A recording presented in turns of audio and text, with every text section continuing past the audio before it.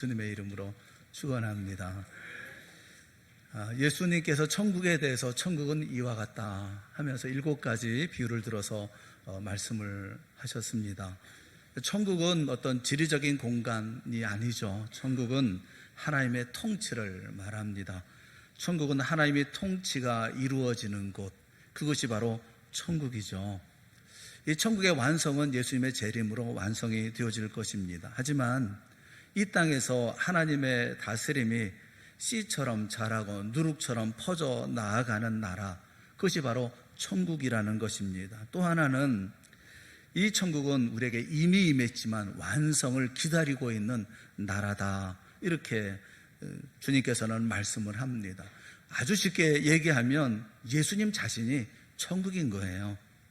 예수님을 깨닫는 사람이 천국을 깨닫는 사람이고, 예수님을 믿는 사람이 천국을 소유한 사람입니다. 예수님을 모시는 사람이 천국을 이루는 사람이죠. 천국은 예수님과 함께 임하는 것이기 때문에 그렇습니다. 예수님께서 말씀하신 천국에 대한 비유, 처음 4가지 비유가 있습니다. 씨 뿌리는 비유, 알곡과 가라지 비유, 또 겨자씨 비유, 그리고 누룩 비유. 이 비유는 천국의 본질에 대해서 말씀을 하시는 것이라고 하면, 후반부에 말씀하시는 3가지 비유, 감추인 보화 비유, 진주 비유, 그리고 그물 비유는 천국을 소유하는 방법에 대해서 우리에게 말씀해 주고 계십니다. 오늘은 5번째 비유인 밭에 감추인 보화 비유에 대해서 우리가 말씀을 나누겠습니다. 44절 말씀, 우리 말씀을 다 같이 다시 한번 같이 읽었으면 좋겠어요. 다 같이 시작. 천국은 마치 밭에 감추인 보화와 같으니 사람이 이를 발견한 후 숨겨두고 기뻐하며 돌아가서 자기의 소유를 다 팔아 그 밭을 사느니라. 아멘.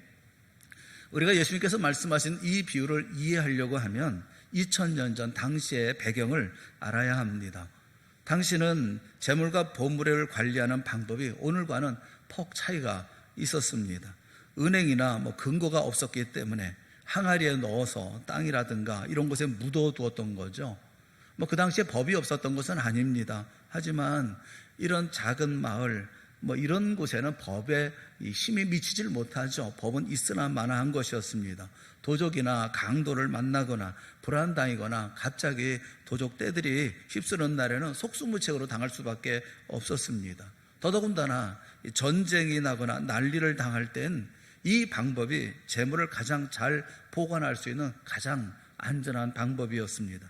마태복음 25장에 보면 달란트 비유에서 1달란트 받은 종이 그것을 땅에 묻었다, 그렇게 말씀하고 있죠. 이것은 보관의 한 방법이었음을 우리에게 잘 말씀해 주고 있습니다. 땅속에 돈이든 항아리를 묻어두고 자기만 알고 있으면서 필요에 따라서 꺼내 쓰기도 하고 또 더 넣기도 하는 것이죠. 근데 문제는 전쟁이나 난리가 났을 경우에요. 이런 경우는 주인이 죽을 수도 있고 살던 지역에서 쫓겨날 수도 있습니다. 그러면 아무도 그 보물이 있는 곳을 알지 못한 채 그 보물은 땅에 묻혀버리고 마는 것입니다. 또 땅에 보물을 묻어둔 주인이 자기 아내이거나 자식에게 가르쳐주지 않고 있다가 갑자기 죽어버리면 그 보물을 영원히 땅에 묻혀버리는 것이죠. 그러니까 이런 일들이 당시에 종종 있었다는 것입니다. 그리고 100년이 지나고 200년, 300년이 지나면서 땅 주인이 여러 차례 이렇게 바뀌게 되어집니다. 그리고 어느 날 농사를 짓던 농부의 곡괭이에 무엇인가 걸려서 파보았더니 보물단지가 나왔다는 거죠. 당시의 관례에 의하면 그 주인 없는 보물이라고 하는 것은 참는 자가 임자입니다. 만약 자기 땅이 아니고 남의 땅을 빌려서 농사를 할 경우에 보물이 발견이 되어지면 땅 주인이 그 보물의 반을 가지고 발견한 사람이 반을 갖게 되어져 있다는 거예요. 그런데 이 농부는 주인과 나누어 가질 마음이 없는 거죠. 그렇다고 해서 이것이 무슨 죄가 된다거나 양심의 가책을 일으킬 만한 그런 일은 아닙니다. 발견한 사람이 임자이기 때문에 그런 거죠. 그래서 이 사람은 이 보물을 땅에 그대로 숨기고 돌아와서 자기 재산을 다 팔아서 그 밭을 샀다는 것입니다. 그리고 그 밭을 완전히 자기의 소유로 만들어 놓은 다음에 그 보물을 꺼냈다는 거죠. 아마 이런 예가 예수님 당시에 있었던 듯 합니다. 이 말씀을 보면서 궁금한 것이, 보화를 얻는다고 하는 면에서 똑같다고 한다면 밭에 감추인 보화, 특히나 남의 밭에 감추인 보화라고 왜 예수님께서는 말씀하셨을까? 보화를 취득하는 방법이 참 어렵게 이렇게 복잡하게 이렇게 하셨을까? 뭐 산속에서 얻었다, 뭐 길에 떨어져 있었다, 뭐 이런 보화를 보았다, 찾았다, 뭐 발견했다, 뭐 산속에서는 뭐 신봤다, 뭐 할 것이고 길에서 주우면 횡재했다, 뭐 이렇게 하게 하지 아니하시고 왜 굳이 복잡하게 남의 밭에 감춰져 있는 보물을 발견했다, 그래서 그 밭을 사기 위해서 자신의 모든 것을 다 팔았다, 이렇게 말씀을 하실까? 왜 비유를 들어도 이렇게 복잡하게 이렇게 비유를 들을까? 이 비유 속에는 세 가지, 우리가 알 수 있는 세 가지, 예수님께서 말씀하시려고 하는 의도가 많이 있겠지만 그러나 세 가지 정도는 우리가 찾을 수 있을 것 같아요. 첫째는 그 보화를 발견했다는 것이 우연히 발견했다는 겁니다. 어떻게 하다 보니까 이 보화를 발견하게 되어졌다는 거예요. 두 번째는 그 보화가 내 모든 것을 다 버리고 사고 싶은 만큼, 가지고 싶을 만큼 아주 굉장한 그런 가치, 큰 가치, 뭐 가지고 싶은, 꼭 가지고 싶은 그런 것이었다는 것입니다. 세 번째는 이 보화만 아니라 밭도 사야 내 것이 될 수 있다, 그렇게 말씀하고 계시는 거예요. 한 가지 한 가지 우리가 좀 살펴보면 좋겠습니다. 첫째는 뭐냐면 우연이래, 갑자기라는 거예요. 사람의 일을 발견했어요. 이 천국은 갑자기 임하는 것, 이렇게 말씀하고 계십니다. 천국은 마치 밭에 감추인 보화와 같다. 그런데 어떤 사람이 이것을 발견했다는 것입니다. 그러면 뒤집어 얘기하면 어떤 사람에게는 천국이 발견되지 않았다는 것이죠. 어떤 사람에게는 감춰진 채로, 숨겨진 채로 보화가 있다는 거예요. 방송을 통해서, 인쇄물을 통해서 혹은 말씀을 통해서 이런저런 모습으로 복음이 전해지고 있는데 아직도 많은 사람들에게는 감춰져 있는 상태로 되어져 있다는 것이죠. 주일날 똑같이 교회에 나옵니다. 똑같은 시간에 똑같은 장소에서 똑같이 하나님의 말씀을 듣습니다. 그런데 어떤 분에게는 하나님의 말씀이 꿀송이처럼 달아요. 말씀을 들을수록 영혼이 춤을 추고 기뻐하고 감격합니다. 그리고 그 말씀을 들을 때 마음의 새로운 신과 또 그리고 샘솟는 것 같은 새로운 삶의 희망도 갖게 되어집니다. 그런데 어떤 분에게는 같은 말씀인데 그냥 자장거로 들려서 그냥 잠이 솔솔 옵니다. 어떤 이는 말씀을 볼 때마다 가슴이 뜨거워지고 실천을 다짐하게 되고 말씀을 볼 때마다 도전을 받게 되어지는데 어떤 분은 도무지 그 말씀이 귀에도 들어오지 않고 눈에도 들어오지 않는 그런 경우가 있어요. 여러분은 어떻습니까? 여러분, 한 가지 좀 물어보고 싶은 거 있어요. 여러분, 예배당에 들어오시기 전에 계단 올라오면서 보게 되는 성경 구절이 있죠. 이 밖에 계단에서 이렇게 올라오시면서 성경 구절이 있죠. 뭔가요?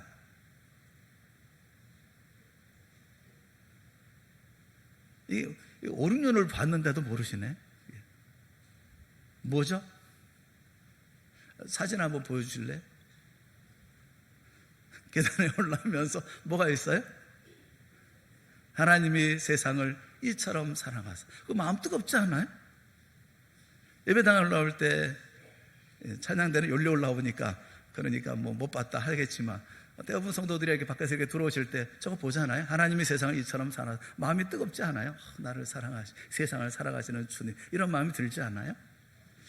저는 적어도 이거는 다 알 거라고 생각을 했거든요. 다른 거는 물어볼 필요가 없을 것 같아요. 제가 물어보려고 준비했던 게 뭐냐면, 그러면 앞에 거는 아는데 뒤에 거는 뭐냐 물어보려고 그랬는데, 뒤에는 뭐라고 써 있어요? 뒷면에는? 예, 뭐 크게 자신있게 대답하는 분이 안 계시는 거예요. 사진 좀 보여주실래요? 예. 땅끝까지 이르러 내 증인이 되리라. 제가 왜 이 사진을 일부러 찍었어요. 찍어서 여러분한테 한번 물어보고 싶다 그런 생각이 들었어요. 왜 그러냐 하면 우리에게는 무딘 말씀이 되어진 것이 아닐까 싶어요. 하나님이 세상을 이처럼 사랑하사.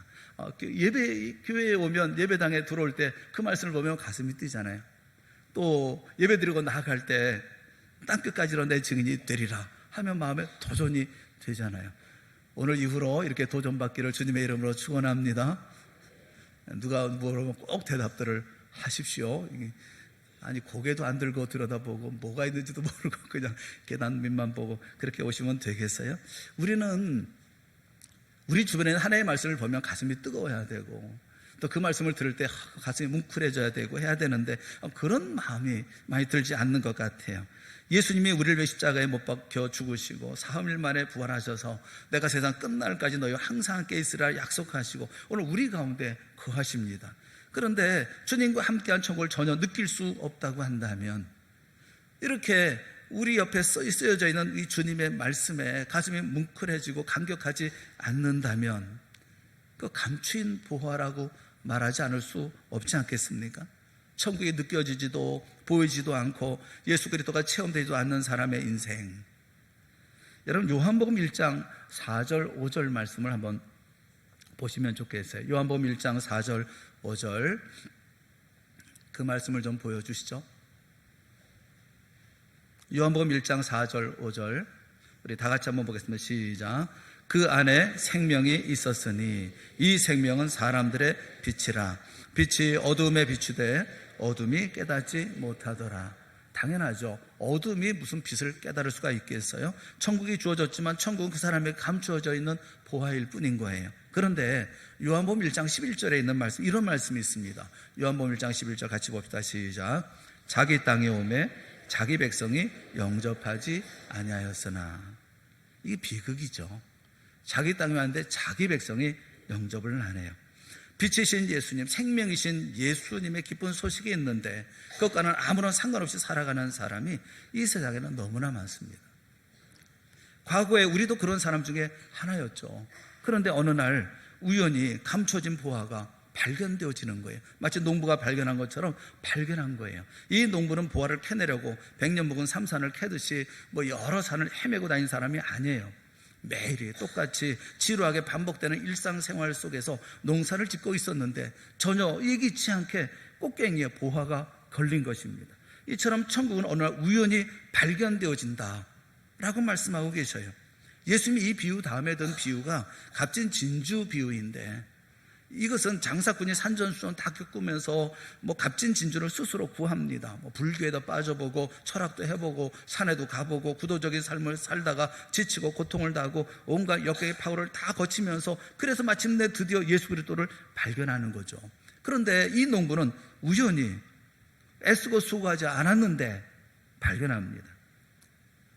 베들레헴 부근에 양치는 목자가 있었어요. 어느 날 밤 그들은 산에서 양을 치고 있었는데 갑자기 천사가 나타납니다. 주의 영광에 비추었습니다. 그들이 크게 두려워할 때 천사가 말하는 거예요. 누가복음 2장 11절에 보면 오늘 다윗의 동네에 너희를 위하여 구주가 나셨으니 곧 그리스도 주시니라. 백성들은 깜짝 놀랐습니다. 그들은 천사를 기다리고 있었던 게 아니에요. 그들은 메시아를 기다리고 있었던 것이 아닙니다. 그런데 갑자기 천사가 나타나서 그리고 음성을 들려주신 겁니다. 그들에게 이 사건이 큰 충격이고 두려움이었어요. 그러나 그날 밤 그들은 마구간에서 태어난 아기 예수 그리스도를 온 인류 가운데 처음으로 맞이하게 되었습니다. 요한복음 4장에 보면 한 수치스러운 삶을 살았던 여인에 대해서 말씀을 해요. 모든 사람에게 거절당하고 비웃음을 받던 여인, 그녀에게는 그녀는 남편을 5이나 거친 그런 여인이었습니다. 사람을 만나기 싫어서 아무도 오지 않는 정오에 우물에 물을 길러 나왔어요. 날마다 반복되는 무의미하고 그리고 이런 모든 삶이 지루하고 지겨운 그런 삶의 연속이었습니다. 그것은 예수님 만나러 나온 것이 아니에요. 그런데 예수님이 바로 그 자리에 계셨어요. 예기치 않게 우연히 주님을 만나고 그의 삶이 변화됐습니다. 예수님을 핍박하고 예수 믿는 사람을 죽이고 싶어 했던 한 사람이 있었어요. 그는 사울이라고 하는 청년이었습니다. 그는 예수 믿는 사람들을 체포하고 죽이려고 다메섹이라고 하는 곳으로 가고 있었습니다. 그때 호련히 빛이 나타났어요. 그는 무릎을 꿇고 묻습니다. 주여, 당신은 누굽니까? 그러자 대답하십니다. 나는 내가 박해하는 예수라. 사울은 그곳에서 예수님을 만났어요. 예수 믿는 사람을 핍박하고 박해하기 위해서 가다가 예수님을 만난 거예요. 그리고 그의 인생은 완전히 달라졌습니다. 매일 반복되는 생활의 연속 속에서, 권태로운 삶의 반복 속에서 나는 준비도 되지 않았는데, 특별한 행동이나 특별한 강구도 없었는데 예수님이 우리를 찾아오신 거예요. 이게 얼마나 놀라운 은혜고 얼마나 놀라운 은총이며 감격이며 그리고 축복인 것입니까? 천국이란 이렇게 오는 것이다 라고 주님께서는 말씀하고 계십니다. 기대하지도 않았는데 천국은 우리 가운데 쑥 이렇게 임하는 거예요. 근데 사랑하는 여러분, 우연히 우리가 주님을 만난 것 같지만 주님은 결코 우연히 내게 오시지 않으십니다. 우리는 우연히 발견한 것처럼 느껴질지 모르지만 하나님은 오래오래 준비하시고 기다리셨던 거예요. 너희가 나를 사랑하지 않았을 때에도 나는 너희를 찾았고 너희가 알지 못하던 때에도 나는 이미 준비하고 있었다. 이것이 하나님의 우리를 향하신 그 사랑의 손길인 것입니다. 우연히 한 여자가 예수 믿는 남자를 사랑하게 되었어요. 그래서 예수 믿는 집에 시집을 가게 되었습니다. 그것이 그렇게 축복의 기회가 될 줄 누가 알았겠어요? 그 집에 들어가서 할 수 없이 교회를 따라다니고 예배드리다가 그는 예수 그리스도를 만납니다. 어떤 사람이 직장에 들어갔어요. 사장이 예수 믿는 사람이었습니다. 이 사장이 월요일마다 직장 예배를 드리는 거예요. 어쩔 수 없이 코가 끼어서 따라갔어요. 그런데 그 사람에게 천국이 발견하는 이것이 바로 이 사람이 천국을 발견하는 계기가 될 줄 누가 알았겠습니까? 그에게는 우연이었지만 거기 주님의 계획이 있었고 주님의 준비가 있었어요. 그게 주님이 우리를 사랑하시는 섭리의 모습이죠. 천국은 이렇게 내게 오는 거예요.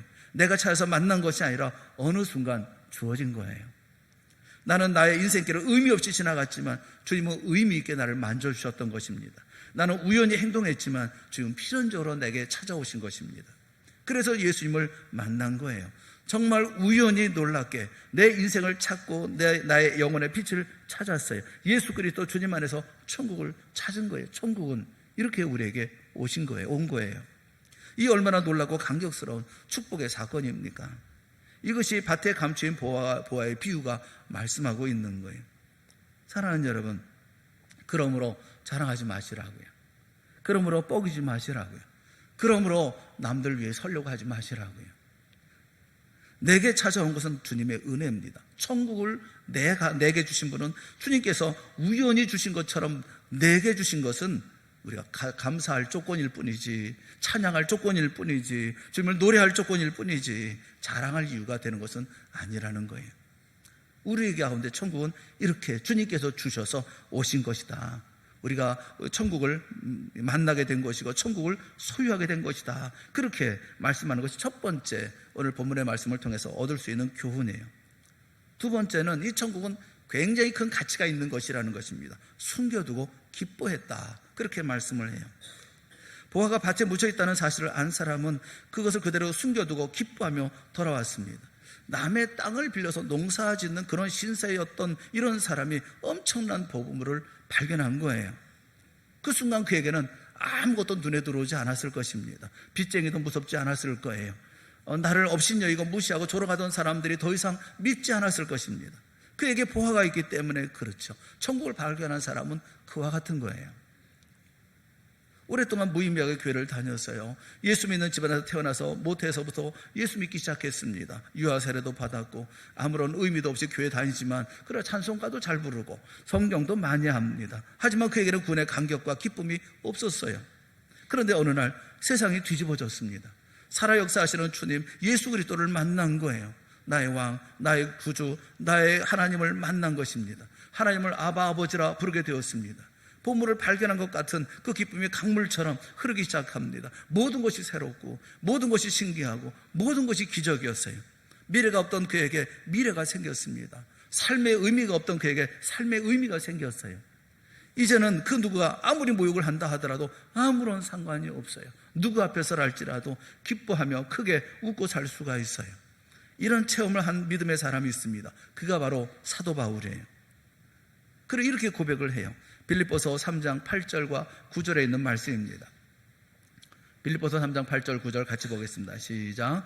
내 주 그리스도 예수를 아는 지식이 가장 고상하기 때문이라. 내가 그를 위하여 모든 것을 잃어버리고 배설물로 여김은 그리스도를 얻고 그 안에서 발견대로 함이니.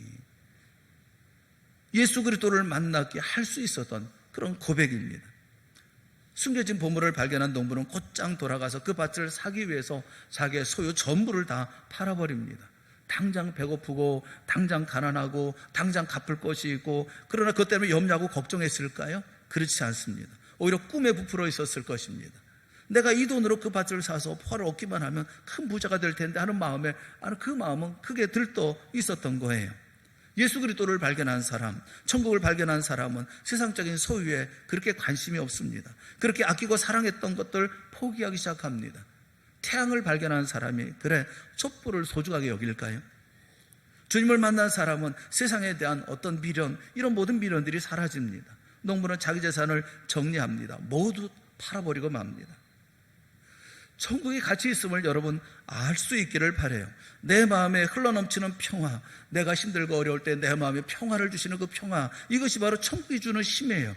도저히 일어설 수 없는 절망의 때에 넘치는 위로가 주어지는 것이 천국입니다. 지치고 지쳐서 일어날 수 없을 때 주시는 그 능력이 있는 그런 나라, 그게 바로 하나님의 나라 천국이에요. 하루를 시작하면서 갖게 되어지는 날마다의 새 신과 새 소망이 주어지는 그곳, 그것이 바로 천국이에요. 매일의 만나의 소중함, 주님과 함께하면서 주님 천국을 소유한 사람이 늘 감사하며 기뻐하는 그런 모든 것들이 바로 내게 주어진 하등의 그런 일상적인 모든 것들에 대한 감사죠. 그게 천국에 있는 사람들의 마음인 거예요. 그리고 천국을 소유한 사람들이 갖게 되어지는 기쁨인 거예요. 시가 하나 있어요. 시가 하나 있는데 여러분에게 한번 소개해드리고 싶은 시가 있어요. 시를 읽다 보니 거기 시 가운데 이런 시집 가운데 너를 모르는 너에게라는 시집이 있어요. 그 가운데 이런 시가 있어요. 한번 좀 띄워주시겠어요? 너 훌쩍거리는 소리가 내 어머니의 귀에는 천둥소리라 하더라. 그녀를 닮은 얼굴로 서럽게 울지 마라. 이 시의 제목이 뭐냐면 네가 어떤 딸인데 그러니, 그 제목이 그거예요. 이게 시의 전부예요. 너 훌쩍거리는 소리가 내 어머니의 귀에는 천둥소리라 하더라. 그녀를 닮은 얼굴로 서럽게 울지 마라. 딸들이 갖는 그런 마음이 아니겠어요? 어머니의 심정에 안타까움이 들어있는 그런 말 아니겠어요? 이 글을 보면서 참 좋다. 그런데 저는 이 시를 보면서 하나님을 생각하게 되더라고요. 하나님을 닮은 하나님의 자녀들이요, 하나님 닮은 얼굴로서 서럽게 울지 마라. 당신이 어떤 아들, 어떤 딸인데 그러는가? 당신의 훌쩍거리는 소리가 하나님의 귀에는 천둥소리처럼 들릴 텐데, 그런 생각이 들더라고요. 이 나선미라고 하는 분은 이 시를 쓴 게 20살 때 이렇게 그 책을 냈더라고요. 그런 거 보면 이런 어린 청년이 어떻게 이런 것을 다 쓸 수가 있었을까 하는 생각이 들어요. 그 시 가운데 또 하나의 시가 있어요. 이런 시입니다. 돌담을 쌓는 이도 너라면 좋겠고, 돌담을 발로 차는 이도 너라면 좋겠고, 끼니를 챙겨주는 이도 너라면 좋겠고, 굶어 죽으라는 이도 너라면 좋을 것 같다. 내가 이 정도로 너에게 미쳤으면 좋겠다 할 사람은 너 아니냐? 제목이 뭐냐면 너는 좋겠다. 너는 좋겠다. 사랑하는 여러분, 여러분은 참 좋겠습니다. 주님이 내게 미쳐서 죽기까지 하셨다고 한다면 여러분, 정작 좋아할 사람은 여러분 아니에요. 우리에게 주어져 있는 천국이 얼마나 소중한 거겠어요? 그리고 그 천국을 소유한다는 것이 얼마나 기쁘고 얼마나 감격스러운 일이겠어요? 주님과 함께 있는 삶을 살아간다고 하는 거, 그 소망의 나라에 내가 있다고 하는 게 얼마나 귀한 일이겠어요? 여러분, 자신의 것이 주님에 비해서 그렇게 매력이 있습니까? 돈이 그렇게 매력이 있나요? 명예라는 것이, 자존심이라는 것이, 건강이라는 것이 그렇게 매력이 있습니까? 우리가 가진 소유라는 것이 그렇게 가치가 있나요? 사랑하는 여러분, 십자가 외에 자랑할 것 없어요. 그리스도를 아는 것 외에 다른 모든 것이 배설물과 같은 것이 바로 우리들의 삶이 아니겠습니까? 찬양대가 찬양했던 찬양이 정말 은혜가 돼요. 그 가사가 너무 은혜가 되더라고요. 우리의 손과 발, 우리의 눈과 귀, 모든 것들이 다 주님 앞에 드려지는 것이 되어진다면 그 얼마나 행복할까 하는 마음이 들어요. 여러분, 내게 주어져 있는 이 모든 것들, 이 모든 영원한 가치를 생각하며 상대적인 가치는 다 배설물처럼 여겨지게 되어지는 것이 아니겠습니까? 더 이상 아껴야 할 필요가 뭐가 있으며 더 이상 가져야 할 이유가 뭐가 있습니까? 그 무엇도 주님을 위해서라고 하며 이전에 줬던 거 다 버릴 수 있는 것이 아니겠어요? 천국을 발견한 사람에겐 이것을 희생이라고 얘기하지 않습니다. 그걸 행복이라고 해요. 다 버리는 것을 행복이라고 얘기를 해요. 그 보화를 사기 위해서, 보화를 얻기 위해서 모든 것을 다 버리는 거, 그게 행복이 아닙니까? 그걸 희생이라고 얘기하고 그것을 어쩔 수 없이 땀 흘리고 수고하는 고통이라고 여러분 얘기하면 되겠습니까? 이런 행복을 아는 사람, 이런 모든 것을 귀한 줄로 아는 사람에게는 봉사가 어렵지 않습니다. 충성이 어렵지 않습니다. 순종이 어렵지 않아요. 사랑하는 여러분, 왜 희생이 어렵습니까? 부활을 발견하지 못했기 때문에 그렇습니다. 지상의 것보다 나보다 더 크신 분을 만난 경험이 없기 때문에 그렇습니다. 그 평안을 맛보지 못했고 그 위로를 경험하지 못했고 그 소망을 가져본 적이 없기 때문에 그래요. 그래서 희생하기도 버리기도 두려운 거예요. 보물을 발견한 사람은 그 모든 것을 팔아서 영원한 것을 사는 것입니다. 오늘 예수님께서 말씀하고 계시는 그것은 너무나 가치 있는 것이라, 너무나 귀한 것이라, 너무나 소중한 것이라, 그래서 가지고 있는 모든 걸 다 팔아서, 그래서 그 부활을 소유하기 위해서 기쁨으로 돌아가는 농부의 모습을 우리에게 말씀해 주고 계셔요. 여러분 모두가 다 이 한 사람의 농부가 되어질 수 있기를 주님의 이름으로 축원합니다. 가장 소중한 가치가 무엇인지, 가장 소중한 의미가 무엇인지, 가장 나를 행복하게 할 수 있는 것이 무엇인지, 어디에 있을 때 내가 가장 행복할 수 있는지를 여러분 다시 한번 생각하면 참 좋겠어요. 또 한 가지 교훈이 뭐냐면 부활을 얻기 위해서 밭을 사라는 것입니다. 돌아가서 자기의 소유를 다 팔아 그 밭을 사느니라, 그렇게 말하고 있어요.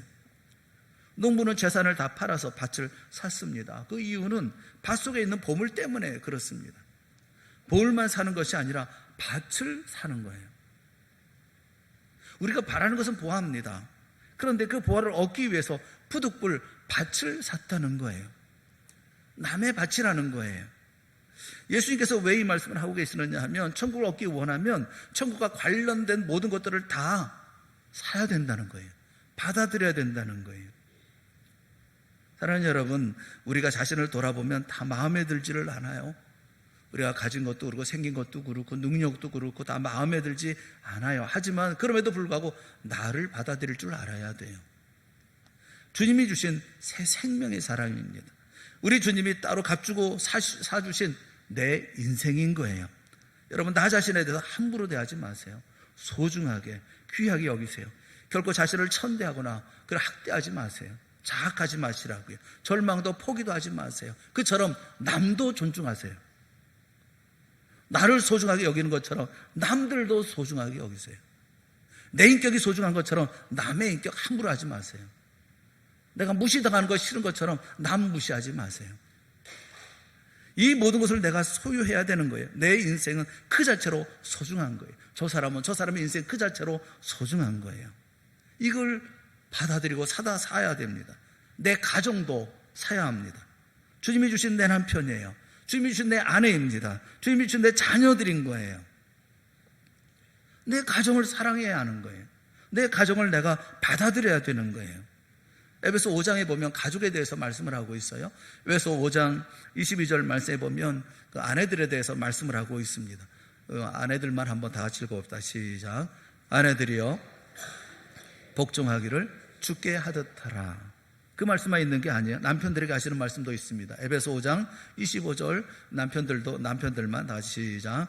남편들아 아내 사랑하기를 그리스도께서 교회를 사랑하시고 그 교회를 위하여 자신을 주신같이 하라. 그렇게 말씀하고 계세요. 에베소 6장 1절에 보면 자녀들에 대해서 말씀합니다. 자녀들은 다 한번 같이 읽어봅시다. 시작. 자녀들아 주 안에서 너희 부모에게 순종하라. 이것이 옳으니라. 아비에게 주신 말씀도 있어요. 에베소 6장 4절 다 같이 아비들은 시작. 아비들아 너희 자녀를 노엽게 하지 말고 오직 주의 교훈과 훈계로 양육하라. 왜 말씀하고 계시겠어요? 이 소중하니까요. 내 가족이니까요. 내 남편이고 내 아내고 내 자식이고 내 부모이니까요. 내 가정도 사야 되는 거예요. 교회도 그렇습니다. 교회 조직이나 예배의식이나 행사가 내 마음에 들지 않을 수 있어요. 그러나 교회도 받아들여야 돼요. 보화와 관계된 모든 것을 사는 것이 보화 전부를 소유하는 것이라고 주님께서 말씀하고 있기 때문에 그런 거예요. 그냥 내 밭에서 얻을 수도 있잖아요. 내 밭에서 발견할 수도 있잖아요. 그래 왜 남의 밭이라고 얘기하고 남의 밭을 사야 된다고 말씀합니까? 보화를 사기 위해서 그 모든 것을 사야 되기 때문에 그런 거예요. 여러분, 우리가 주님 안에서 천국을 소유하려고 하면 나를 사랑해야 되고 내 가족을 사랑해야 되고 내 교회를 사랑해야 되고 내가 살고 있는 이 세상을 사랑해야 돼요. 그 안에 보화가 있는 거예요. 우리가 천국을 소유하기 위해서 불필요한 것처럼 여겨지는 인간관계 속에도 우리가 들어가야 돼요. 조직 속에 들어가야 돼요. 선교회가 있고 구역이 있고 봉사고 헌신하는 부서가 있어요. 여기 속해야 돼요. 왜냐하면 그것이 다 바치기 때문에 그래요. 우리가 다 필요한 것이기 때문에 그래요. 내가 원하는 것만 해서야 되겠습니까? 싫어하는 조직이라 할지라도 들어가야죠. 보물을 사기 위해서는 밭을 사야 된다고 말씀하고 계시잖아요. 우리가 천국을 발견했습니까? 예수 그리스도를 발견했습니까? 예수 그리스도를 발견하고 너무나 감격해서 미친 사람처럼 뛰고 잠 못 이루는 그런 밤이 있습니까? 오 주님 하면서 소리쳐 본 적이 있습니까? 주님 위해서 모든 것을 희생하고 포기해 본 적이 있습니까? 우리는 영원한 것을 위해서 이 세상의 모든 무가치한 것들을 버리려고 하는 마음을 가져야 되지 않겠습니까? 우리는 잠깐 세상에 살다가 가고 말 거예요. 그 다음에는 우리에게는 영원히 기다리고 있지 않겠습니까? 세상은 잠깐인 거예요. 없어질 거예요. 썩어질 것을 위해서 왜 이렇게 열심히 사는지를 모르겠어요. 영원한 가치를 위해서 살아야 하지 않겠습니까? 영원한 것을 위해서 버릴 때 감추인 보혈을 다 얻을 수 있는 것이 아니겠습니까? 우리에게 말씀하고 계셔요. 주님이 내게 주신 천국, 이 천국이 얼마나 소중하고 가치 있는지를 아는 우리 모두가 되어질 수 있기를 주님의 이름으로 축원합니다. 이 천국이 너무나 소중하고 너무나 귀해서 그 천국에서 주변의 모든 것을 다 사드릴 줄 아는 우리 모두가 되어질 수 있기를 주님의 이름으로 축원합니다. 천국을 소유하는 것은, 주님께서 이렇게 말씀하시는 것은 내게 주신 모든 것들을 다 사랑하고 내 것으로 만들어서, 그래서 그 가운데 들어갈 때 천국을 내가 내 것으로 만들 수 있다고 하는 것을 말씀하고 있잖아요. 우리 크리스찬들은요, 나만 잘 먹고 잘 살면 되는 게 아니에요. 함께 사는 거예요. 함께 가는 거예요. 함께 힘을 합쳐야 되고 함께 하나님의 나라를 만들어 가야 되는 거예요. 그래서 주님께서는 이처럼 우리에게 말씀하고 계시는 거예요. 사랑하는 여러분, 피차 사랑할 수 있기를 바랍니다. 피차 힘을 합칠 수 있기를 바랍니다. 피차 주의 나라를 만들어갈 수 있기를 바랍니다. 저 사람이 있어야 내 삶이 온전해질 수 있고, 저 사람이 있어야 내 삶이 행복할 수가 있고, 저 사람과 함께 일을 해야 이 모든 이루어 나갈 수가 있는 거예요. 나 혼자 할 수 있는 것은 아무것도 없어요. 예수 그리스도와 함께 하지 않는데 무엇을 이룰 수가 있겠어요? 그와 함께 할 때 주님께서 함께 하시지 않겠습니까? 우리 힘을 다해서 하나님의 나라를 얻는 여러 모두가 되어질 수 있기를 주님의 이름으로 축원합니다. 천국을 소유하십시오. 천국의 삶을 누리십시오. 천국의 평안을 누리십시오. 천국의 기쁨을 누리세요. 모든 것보다 가장 소중한 것, 그 보화가 있는 그 밭, 그리고 그곳에 있는 보화, 이것을 소중하게 여기며 인생의 삶을 힘있게 집중해서 살아갈 줄 아는 우리 모두가 다 되어질 수 있기를 주님의 이름으로 축원합니다. 이렇게 기도하겠습니다. 사랑의 하나님 아버지, 주님께서 우리에게 주시는 말씀, 그 비유의 말씀들을 깨달아 알기를 원합니다. 사랑하는 성도들의 마음속에 주님께서 말씀하여 주시옵소서. 어떻게 얻은 천국인데, 어떻게 얻은 우리 이와 같은 기쁨인데 이 기쁨을 소홀히 여겨서야 되겠습니까? 주님이여, 우리의 마음에 늘 부드러운 마음 있게 하시고, 그리고 말씀을 들을 때마다 예수 그리스도를 생각할 때마다 눈물 나는 삶을 살게 하여 주시옵시며, 주어진 모든 일을 감당하 나갈 때 나와 함께한 모든 사람들을 소중히 여기고 존중히 여길 줄 알며 함께 손을 잡고 주의 나라 만들어가는 우리 모두가 되게 하여 주시옵소서. 그래서 우리 심령들 가운데, 가정 가운데, 교회 가운데, 이 땅 이 세상에 천국이 이루어지는 복된 역사를 맛보게 하여 주시옵시고 누리게 하여 주시옵소서. 예수님의 이름으로 간절히 기도드리옵나이다. 아멘. 우리 다 같이 알아서